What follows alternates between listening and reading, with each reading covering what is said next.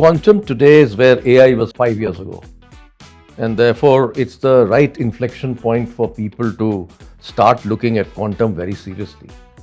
Because I think in this multipolar world, it's very important for countries like us to be reasonably self-sufficient. And in case, we will definitely at some stage have issues where certain products or certain technologies will not be allowed to be exported to us. So I think the whole concept of the National Quantum Mission is to become totally self-sufficient as far as possible.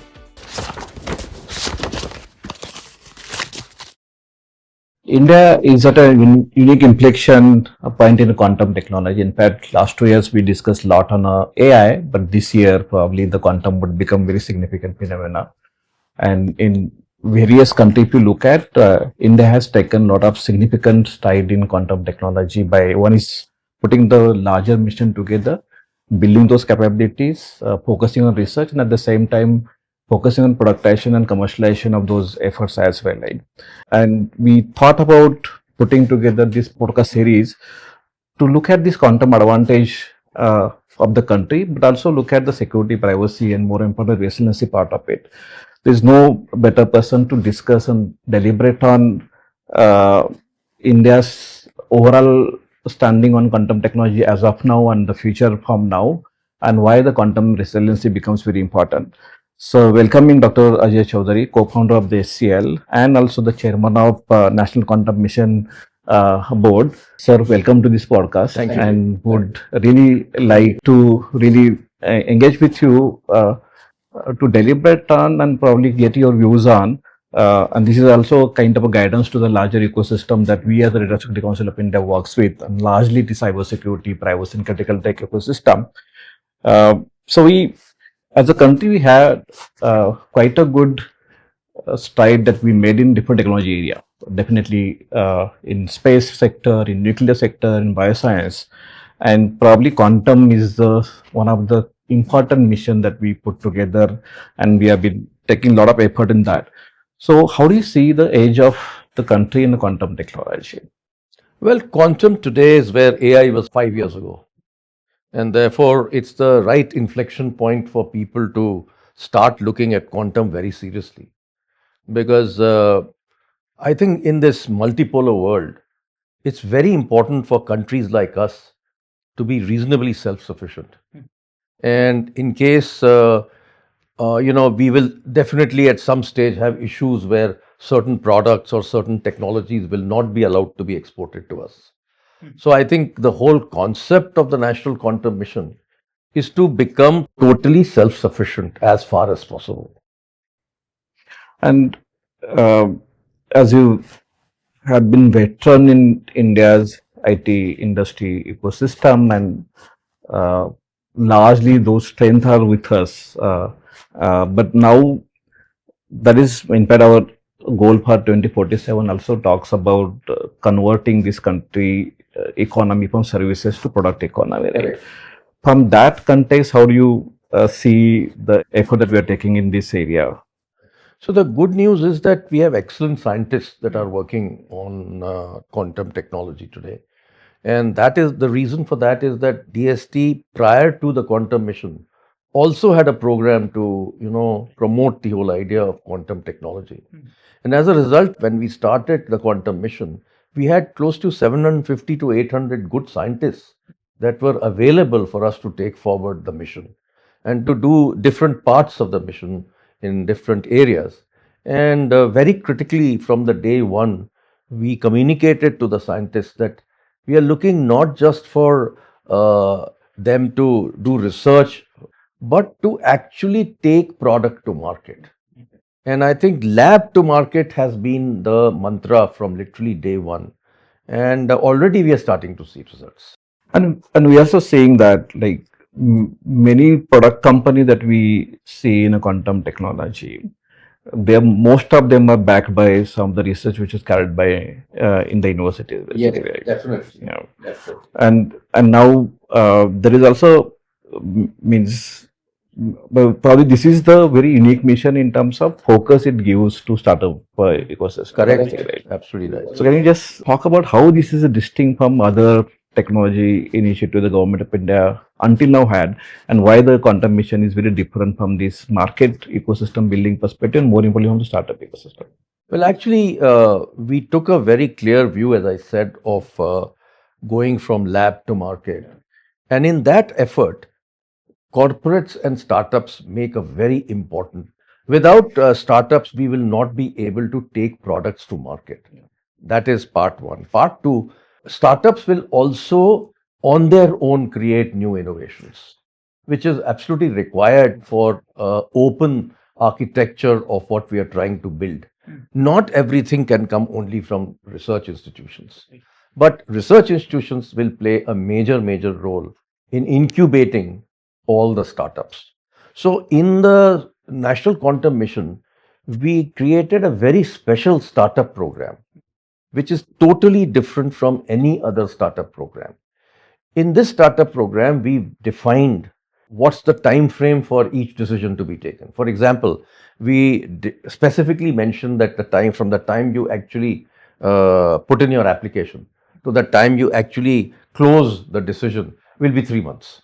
Number one. Number two, the other thing that we did was that in all government startup programs, there is a collateral that is required for the funding that is given. In our program, we took a very different approach. We said, this is very science oriented. This needs lot of research. So therefore, more money is required.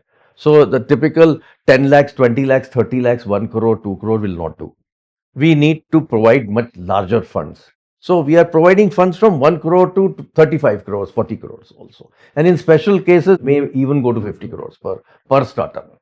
But against that, we are not taking any collateral. To enable the government to feel comfortable, we created a very unique concept, which is the typical VC concept, where we said that whenever they go for an exit, they will give the government 30% discount on the valuation at that time.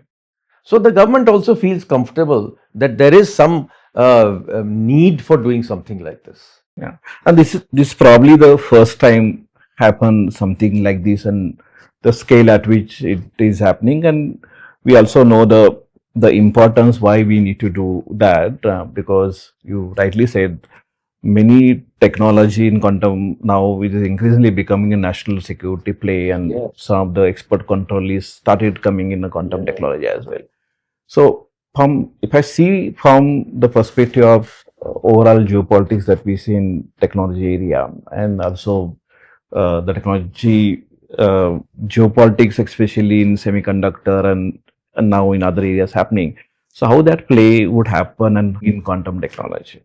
See, quantum, there are already certain restrictions to export, as you know. So, those restrictions, I think, will become stricter. That is challenge number one. The challenge number two is that a large number of components that are required to make quantum computers all need to be imported. Now, that is another area where we are concerned that we may have issues of certain technologies not being allowed to be exported. Some are coming from Europe, some are coming from the US, and there are single vendors in a lot of cases. So, which is a very scary thought actually, that we are dependent totally on the external world. So, what we decided to do very early days is that when Indian Institute of Science, which is the hub for computing, they put out requests for proposals from startups for component level work as well. So, that is an essential piece that is required. And the good news is that there has been a reasonably good response. And I know of a startup that is actually now developing different components for a superconducting quantum computer, including a refrigerator. And then, so one is the full system, but component also makes the role of country or India in the overall supply chain of quantum technology. Supply chain is very critical Yeah, now. See, this is something that we have discovered in semiconductors. So we have learned from there. Yeah, and then with Nithya we explore like the impact of this on national security, and one definitely part of this export control and not able to get hold of the powerful quantum computer when it comes. And also one of the important area that we highlighted is when we come near to the quantum computer, there could be a lot of veils of secrecy around that basically.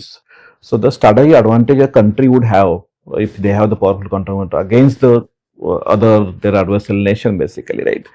And from that perspective, this technology has a significant critical importance. Especially when there are certain countries like China where we don't know what they're doing. It's pretty opaque. But in the case of the US and Europe, it's reasonably open and you know what level they have reached. But in the case of China, you really don't know. And therefore, that becomes a threat for quantum security. And from that context, this policy draft that we put together in terms of quantum resiliency plan, right? We have to be mindful about these possible nation state threats as well as the threat actors which may get access to the powerful quantum computer. So, would like to hear from you the overall idea behind this task force that NQM has set up for both to look at the overall migration plan for this country for the quantum technology, and another part is also we looked at creating some kind of a ecosystem of testing and certification. So, basic idea behind why we are putting our effort in this. So, you see, when the task force was set up, one thing was becoming clear that Q day can appear anytime. But at that time, the thought was that maybe it's about 5 to 10 years away. But as the task force started to work, and the kind of movement in technology that we started to see, the pace at which technology is growing, we sort of realized that the original plan of having 5 years available to us for conversion from existing cybersecurity RSA type of concept to a quantum security concept will be too long. And therefore, even at the last stages, we actually moved back and said, okay, I think we should look at faster implementation. And that is something that is probably the right direction to take, because in any case, there is this concept of harvest now and decrypt later. So if there are bad actors there out to harvest everything that is available in the country, then even today it's an essential to be actually working on conversion as soon as possible. So from both routes it is quite clear. And recently a Bain report says that the Q day could be anywhere between 2 to 5 years. So, therefore, it is very important for us to be preparing for it. And therefore, the task force has done an outstanding job of putting the complete plan together of what should be done, when should it be done, what kind of standards to use, what kind of tests to do, what kind of products to be selected. Every detail has been taken. As a matter of fact, in a manner, I would say that the task force had a moving target all the time, because constantly we were having new inputs. And right at the last minute we included products that need to be made quantum secure. It was not something that was planned earlier, and it happened because of US input. In January 26th it came out, and we immediately implemented it in our plan. So we've been very flexible in terms of planning it and thinking it through, and knowing that it is going to be not a permanent thing. We know it will keep changing, and we will need to change as we go forward. And we are seeing this acceleration is so fast. In fact, this loop between AI and a lot of technology coming in, people are finding different modalities of quantum computer. AI is in a way helping you to find what could be achieved to get quantum and room temperature level to different modalities coming in. And the ecosystem is also very industrial in nature. It was until now more research driven ecosystem, but it's more industrial in nature. So big money is also getting poured. Oh yes, oh yes. Look at the valuation of startups globally. It's mind blowing. Yeah. I'm happy to see that we have strength in India, at least both in quantum computing and as well as the quantum communication to quantum security as well. And I'm also seeing their valuations also growing, which is quite a good, like we are aligning to the what happening from valuation perspective, right? So this overall industrial ecosystem that we are building, and in that industrial ecosystem, I think cyber are quantum resiliency becomes very important part. I would like Teja to take this discussion forward from the cyber and resiliency perspective. Right. Sir, our if you look at our NQM, right, essentially we have a very broad focus, which is quite nice to see. I mean, I could only see China, for example, having such a broad focus when it comes to compute communication, which is essentially what we have as well, right? So, are there any areas, let's say, in the next 5 years, where you feel world should look up to India in terms of as a benchmark in quantum? Are there any areas that you feel essentially we can add substantial value that no one else is doing quantum? I think the area that we have successfully navigated and come to a good situation is quantum communication. Right. And following that will be quantum sensing. Quantum computing will take a little bit more time. But even quantum computing, if you look at it, last year we were sitting at 7 or 8 qubits. This year we'll be sitting at 64. So I think we are making good progress there as well. But on communication, we are pretty much world class. One of the I was tracking one of the countries, right? Their quantum deployment, their quantum communication deployment. It was very surprising, and actually, it was a proud moment for me to realize that it's actually one of the Indian companies who has supported this country, not just India, right? So, at least in areas of quantum, I think you and Vinayak and me and Dr. Reddy had some discussion. India has a quantum edge only in quantum, for example, right? In quantum communication. In quantum communication. Quantum we've demonstrated Right. a 500 kilometer Right. quantum secure network, Right. which is very few countries have done. Right. Right. So I think it's only very- one country has Yeah. done, and then I think we'll get there. And also, if you look at what happened in IT Delhi, it's not just a terrestrial quantum communication, but even the free space quantum communication, right, which is very important. There also, I think it's very good to see if 1 kilometer the line of sight and the quantum key distribution that has been demonstrated. And I think it's only a matter of ISRO is also working on right, it. right, absolutely, And absolutely. ISRO was one of the important part of this task force as well, which we interacted. And yeah, so now communication is definitely one important part. I'm also seeing people are building the quantum solution, PQC solutions as well, and we are also seeing in market there's already, although the policy is in draft stage, we are also seeing a lot of financial sector organizations already started putting RFPs and tenders for this side. So what we are really looking is this resiliency that we are planning for. One is for the entire critical sector 2029, and want to hear your views on the sectors which are critical in nature, power sector, telecom sector, banking sector, right? So the cascading impact that will bring if something goes wrong there, basically, right?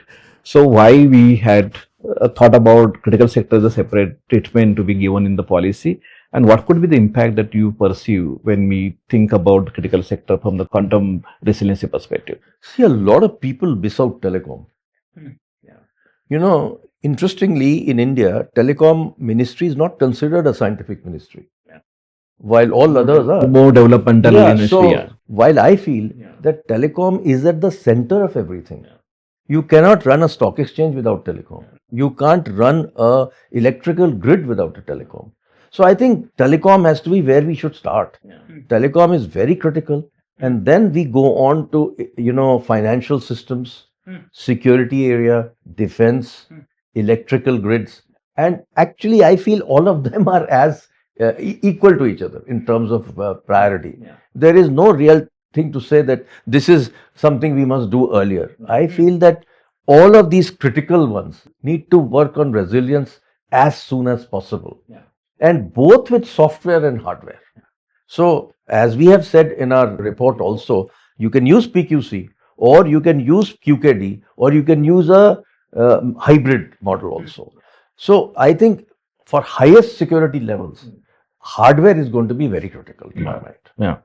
And that's what we are happy to see the defense forces, for that matter, or some of the power sector industry now, and especially defense, they have taken hardware security, especially on a QKD implementation on priority, and most of the experimentation and most of the graduation of what capability we build in India also happens with the support and effort of the defense forces working with those startups? No, it's very important to have the country being behind all startups and the National Quantum Mission, because we want the defense forces, we want the security organizations, we want the financial systems to work together with us.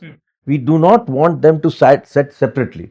It is part of the whole issue that we need as a country. We need to be very clear that, you go back to the year 2000 issue of software.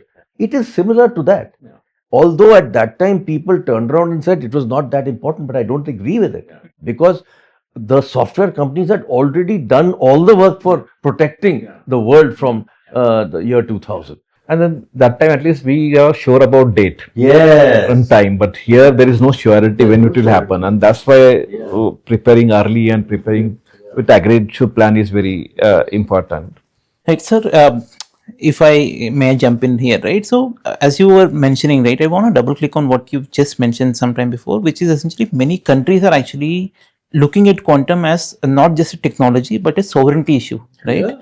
Right. So, in this context, right, essentially India is in such a unique position. Essentially, we work with West, we also work with East, right?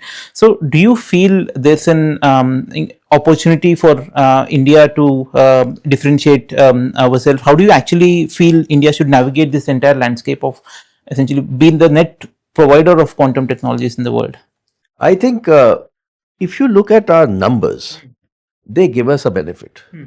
700 odd scientists working on quantum technologies in different research institutes for National Quantum Mission. Another 200-300 working in startups. Now, which country has 1,000 people working on quantum?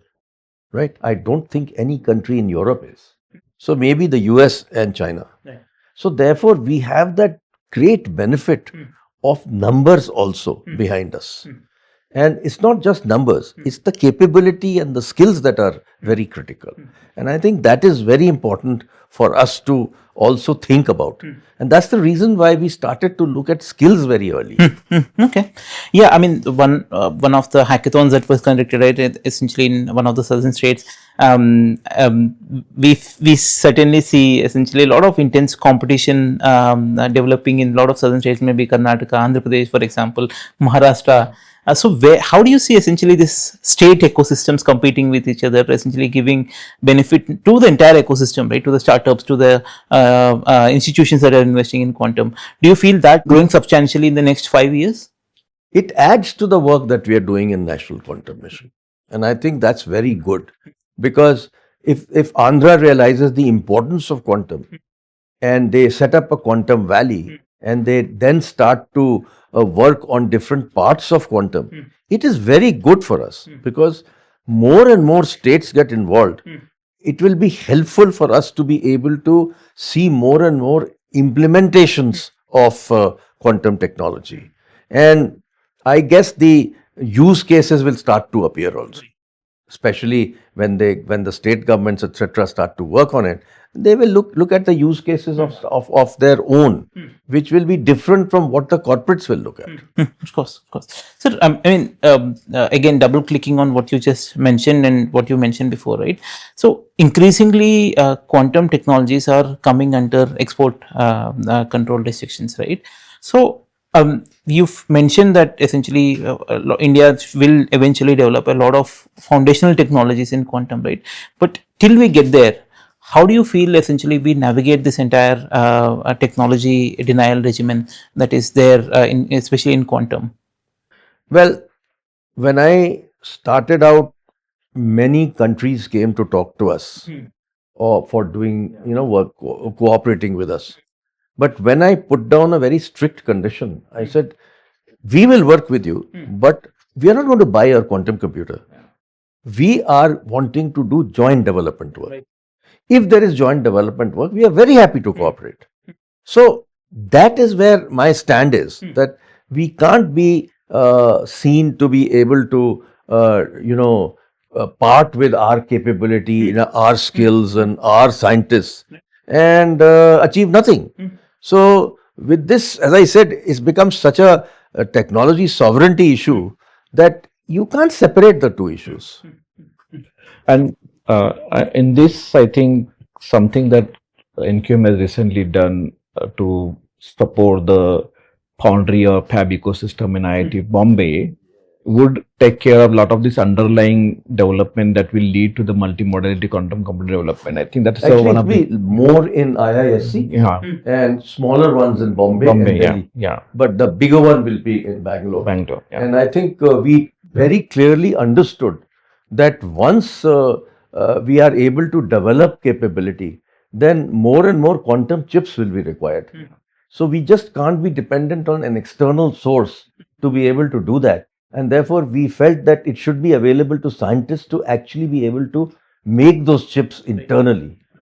And I think the other ecosystem that we have it in India in terms of semiconductor, at least photonic quantum computer would be possible with this ecosystem that we are building. So I'm just trying to take this discussion to the user industry because uh, most of the technical mission always seen from the perspective of the developer or technology provider ecosystem. But in this task force, at least we brought a lot of those kind of user industry ecosystem regulators, basically, right? So, and user industry is the one who actually buyer of technology, and they are the one. If something goes wrong, basically, they are the one who would be facing a lot of those challenges as well. And for example, something happens in banking industry, power sector, or telecom sector, and those who are buying and using those technology basically, and also already have a lot of these quantum cryptography solutions implemented to secure up that basically. So how do you see, and what will be your message for user industry to look at this policy, but more importantly, the quantum resiliency challenges, and how do you create urgency there? There are two aspects of it from what I see. One is the quantum resiliency part, for which we have very well defined the steps to be taken. And therefore, they must not ignore it. The second part is the use cases. And the use cases is where they must start to work together with our research institutes and some of our startups to actually work on areas where quantum technology can be of value to them, especially quantum computing and quantum sensing. Sensing will be great for a large number of applications for the defense. For the defense, for the mining, and those Mining, kind of yeah, industries, yeah, subjects, that's basically. right. That's right. Yeah. And then I think some of the thing we try to put together in the policy, right? The steps that we are talking about, and that steps are also multi-directional steps. So one is certainly the crypto visibility bill of material is definitely they need to start with the for the crypto agility for that matter, to the effort that how do you procure PQC system, to also the mandate. Our biggest worry is uh, most of the technology ecosystem is supported by the different products, domestic plus global product basically, right? And those products should be capable enough to solve your resiliency plan basically, right? So, how do you see the product landscape in ecosystem and the services which requires on top of it? There's significant effort required in next 5 years of time. There's acceleration that would happen in quantum technology. How do you see that ecosystem would be evolving in the country? See, the necessity is that we have more and more products. And we need to be constantly innovating. We can't stand still. I mean, you've done something today. You may have done a 500-kilometer test. But now the next step for us to do is something like a quantum internet. So just imagine these are the kind of things that we will need to do to make the country secure in terms of as a whole, rather than just start to look at one piece of it. One is the fashion capital, which probably we are much better at in terms of the quantum technology by government pushing itself to give support, and that to significant level of support to startup. But because of that, also VC ecosystem is evolving a lot. No, basically. VCs follow. Yeah. Because moment we Yeah. invested into certain startups, Yeah. VCs felt very comfortable investing in those companies. So, sir, one area, and which is tying back to your in support or experience in IT industry, right? This is also an opportunity for India's IT industry to create capability to provide more services, develop more algorithm, because quantum is a quantum economy. They say it's $1 trillion economy that is in making, basically, right? What will be your message to all the people which are currently grappling challenges of the AI solving those challenges? How quickly they should come to quantum, because they need to create and develop the capability in quantum technology as well. Actually, it's a terrific opportunity for software companies because today they are definitely facing some headwinds due to AI. They need to find new ways, new applications, new areas to get into. Look, when they originally started, it was software development. Then they went into package implementation. Then they went into infrastructure management.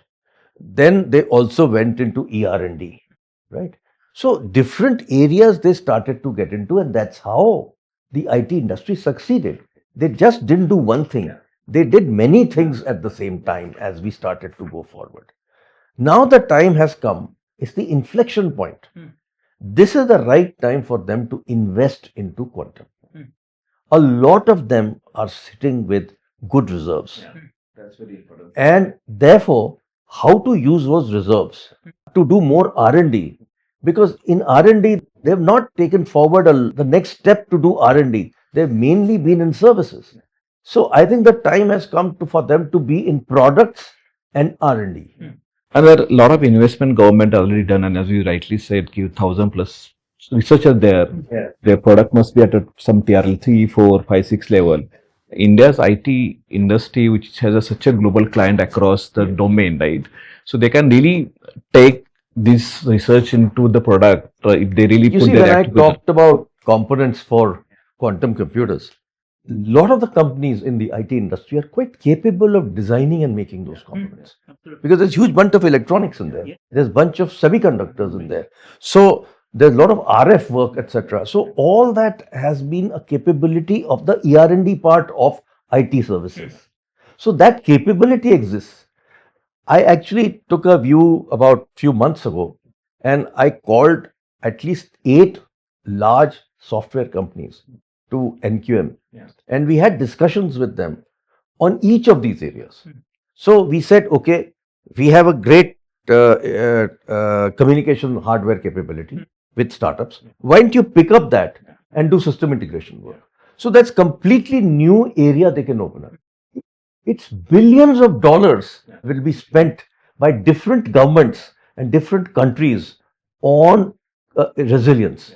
Just the way we are doing it, others are already doing it. So it's a terrific opportunity for our software companies to actually get into that business because they're already into system integration. The second part which I talked to them was do the component level work with us. Pick up a component, pick up one component which is only one source somewhere in the world. And if you make that component, you could become a global supplier of that component. So that is a second opportunity. The third opportunity is to do algorithms, and the fourth opportunity is to actually take a TRL 3, TRL 4 product working, let's say, in ISER Pune, and can you take it to TRL 9 and take it to market? So I was actually telling them, I would love to see a TCS logo on a quantum computer 3 years later. This is something that is a terrific opportunity for the software companies. And therefore, your organization working together with NASSCOM should actually propagate this in a very big way. Because, they're all thinking today, oh God, AI has come, what do I do? No, we can't be sitting like that. We have to think beyond what is available today to the new areas. And if they actually work on quantum, they can dramatically improve their valuations. Because look at the kind of valuations quantum companies are getting today. We're talking billions and billions of dollars. Billions of dollars. 10. And and one of the important parts, as you rightly said, so one part is those who are developing this, other part is the user industry, third part is these India's IT industry basically, and then researcher on other hand basically, right? The startup researcher, user industry and services industry, if they come together, India can be a very formidable cause from commercial value creation perspective as well, right? Nobody has an IT industry like us. And therefore, you add the IT industry and quantum, you could be quite a force in the world. So, sir, one more important area that want to explore, we'll go to resiliency, but before that, I think quantum and AI, this equation, right? And AI currently still is struggling with the compute, and quantum could provide the necessary competitive use cases get realized in 2 years of time, and quantum could support AI and AI could support quantum as well. And they say that quantum AI would be taking the paradigm on entirely altogether different level. So, what is your view on these two technologies supporting and a loop between this quantum and AI will get? See, today there's a lot of work going on in AI, for example, in drug discovery. Normal drug discovery to discover a drug and actually a molecule takes anywhere around 15 years. It is expected that with AI, that could reduce by 3 to 4 years. So, lots and lots of AI drug discovery companies are coming up, even in India. Now, you add quantum to it, and suddenly the ball game changes. Instead of 3 years, maybe we could actually reduce it by 5 years or 6 years. Then just look at the impact on the cost of medicine. Because if it takes 15 years to do R&D and develop molecule, and if it gets reduced to 10 years, it will be dramatic reduction in cost of medicines. So it's just one area that you can think of. And the other thing that I think will happen is that there's a lot of concern today that AI eats up GPUs. And when it eats up GPUs, it eats up a lot of power and water. Okay, so it has a climate impact also. I think what you will start seeing is a hybrid of classical and quantum computers in data centers. As that happens, it will help AI grow. So, and now just to coming to a little bit concluding part of this quantum resiliency discussion. So, one of the important discussion is, so now we have created this urgency. Now regulators will use this guideline to create mandate. We are already seeing that happening. We are engaged with SEBI, RBI, and other regulators as well. Now there is this race that all the user company especially has to get in to make sure that they adhere to this timeline. And then we have the product in India as well, right? So one of the important first area that we looked at in this particular guidelines is the creation, because any product that is coming in the market in quantum technology for that matter needs to be tested and evaluated as well, right? So this task force also put an attention to creating a network of this testing and certification ecosystem in the country. And how do you see where it stands now, and what kind of effort that we put together to make sure that it matches to the scale and volume at which will be required? You see, it's very well documented in the task force report as to what should be done. But I think there is another middle path that we can take. The middle path is that if we have some labs already existing that are able to test and check the products out, then we should start fast. We should not keep waiting for these labs to happen. When these labs happen, the next generation products will be tested. The current generation products can be tested, for example, in TEC. And once they are tested and approved, we should just go forward. You know, when I was talking to some people within the defense forces, they kept mentioning that, oh, we need proper tested products. But you know, we've just done a 500-kilometer test. I mean, what more do you want? It's already done. And if TEC has already approved similar products, let's get more and more products approved by TEC. And this is a parallel act. And then 1.5 years later, when we have better and better labs available, then we'll do the next generation of product testing. So we should not wait for it to happen on its own. You should be actually starting now. Yeah. And then this task force, the way it is documented, I think this documentation could also create a ecosystem. There's already existing lab like STQC, TEC, there's a telecom security specific labs ecosystem available. So all of them can be gear up to satisfy the quantum resiliency requirement. We should not worry about technologies anymore. I think these technologies have become reasonably stable.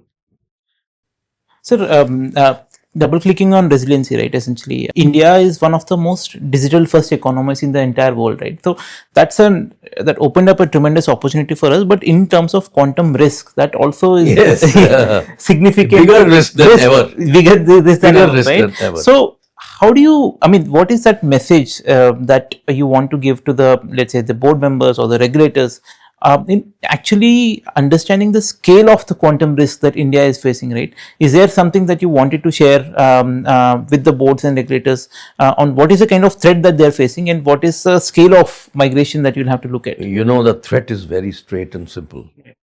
The day there is a capable quantum computer sitting in China, their whole system can come down. So that's a huge threat. Now, it's not that it has not happened before. When Galwan happened, China brought down one of our electrical grids in the forward areas. And also, at one stage, they brought down the electrical grid in Bombay. So these kind of things have happened before. So are we going to keep waiting for such things to happen? Or we are going to prevent such things to be happening? And therefore, it's very critical. It will not happen one or two, right? It will be very catastrophic. It will be catastrophic. Yeah. It will just happen overnight. You won't know when it's happening. And it can be an absolute disaster. And not only that, as we discussed earlier, harvesting is another thing that started already. So to prevent harvesting, you need to start now.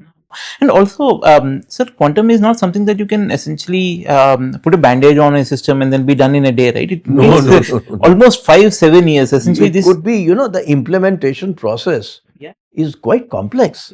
And to remove existing cybersecurity, replace it with quantum is a challenge. It's not so simple. And also, it's a 2 to 3 year journey minimum. Okay, it could be longer. But if it's a 2 to 3 year journey, you got to start now. Because they can't wait for a disaster to happen. And you know, UID, for example, is so huge. They need to implement it immediately. If you look at NIC, which runs all of government IT, they need to implement it right away. Because if they don't think about doing it today, they will be too late. And all the government information and data could actually be taken by the bad people. Among critical sector, what sir rightly said is ki NPCI, UIDA, those institutions has to take this on priority. Numbers are large. Yeah. The impact is large. Suddenly, a guy who's been using UPI for payments can't do it. I mean, just imagine. The country will come to a standstill because the cash economy has gone. Even the small merchant today is dependent on UPI. So if UPI does not work, just imagine how much economic damage there will be for the country. Absolutely. Sir, we've given the roadmap, right? So next 12 months are crucial, right? So what does this 12 month look like for, let's say, a regulator, for a user company, for a technology provider, right? If I have to bucketize this into 3 buckets. So in your opinion, what does this 12 month look like in terms of opportunities, in terms of threat, in terms of the work that they have to do? I want to just give one single message. Get started yesterday. There's no choice. Right. Because it's the seriousness of the matter we should look at. If this harvest now was not there, right, I would say we still have time. But if harvest now is constantly happening, I mean, I read somewhere that China has already got complete knowledge about the latest planes of America. Yes. And I read it somewhere that they have already got it and they've kept it for it to decrypt later. So can you just imagine such knowledge and information being available? And same thing for our country. If all our drones and all our ballistic missiles knowledge is available, then they could be subverted. Look, China did something quite crazy. They actually went into a Latin American country and moved the electrical buses remotely. So these kind of things are likely to happen, you know. So we must be very clear that this threat is real. So one, I think we discuss at the length and we touch on various different areas, and we also, India is also one of the significant player in cybersecurity as well. Like our industry is almost $23 billion plus industry. We have a lot of cybersecurity product, lot of almost 650,000 people working in cybersecurity, and many engineering graduates also want to really work and come in cybersecurity, right? So just to conclude the discussion, we would like to hear your message for those professionals and people working in cybersecurity, but more importantly, those graduates basically, right, who are right now too much imagination is getting captured by AI. Yes. So, what is your message for them, right, from the work that you do and area that we are discussing? So, what we like to give message to? See, one of the things that NQM has done is to get 100 universities started on undergrad program for quantum technology. So that is kicking off right away. The MS program is also kicking off with full curriculum being developed. I think the cyber security capability in the country is fantastic already. But each of them will have to now gear up to understand quantum security. And I think that needs to be added to the curriculum wherever quantum security is being practiced or taught. And all organizations in quantum security should gear up for quantum. They should, from normal cybersecurity to quantum cybersecurity, is a journey. And they are best placed to help consumers or customers move from A to B because they know A, and if they get to know B, they will be the best people to move it. So, to my mind, for the cybersecurity professionals, it's a tremendous opportunity to pick up quantum technology and be able to get people to move from existing RSA to quantum security. And I think this is one of the important message to carry forward for entire ecosystem DSCI cater to, and that's predominantly cybersecurity, privacy, and critical technology. And I think one of the messages that you also talk to executive management and board and regulators as well, the urgency of picking this up and why should you start yesterday, not today, and why it is important for us to move forward. And you touched on various different perspective of a quantum technology, the kind of effort that is being put together by NQM and the entire researcher ecosystem, and also insisting on the need to make it more market enable, startup ecosystem driven, and more importantly, product and commercialization perspective, right? And also drawn a kind of importance of that to national security, right? So, sir, this must be very interesting job as chairing this NQM NVU board, governance board, basically, right? And I'm sure you must have been, as we are also learning on the ground, but there must be a lot of enlightenment. You can just Well, come to I've this been with learning every day. yeah. The more I Yeah. talk to people, the more I meet people, the more I learn. And I remember when I took over, I couldn't even spell quantum. But then I took a view that I must learn very fast. And so I started reading a lot. And then one day I went to Bombay and went and spent time with the professor who was working on quantum computing there. And I said, Vijay, give me a 101 on quantum. And he spent the next 3 hours explaining to me what is quantum.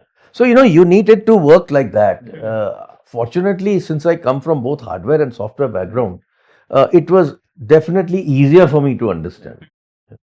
But still, I'm still learning. Every day is a learning day. Yeah, and I think that's what we see means we, it's a technical depth and breadth that you achieve, but you also bring a lot of energy and passion and this momentum, sir, right? And that's why all of us and mini ecosystem relate to you. Thank you for driving this mission the way you are driving, sir. And we hope to see we achieve quite significant thing. Your guidance has been very crucial and critical for us in this task force and kind of presidency map. But as you rightly said, this is not one is document, but making sure that we are observing and seeing this transition and migration happens.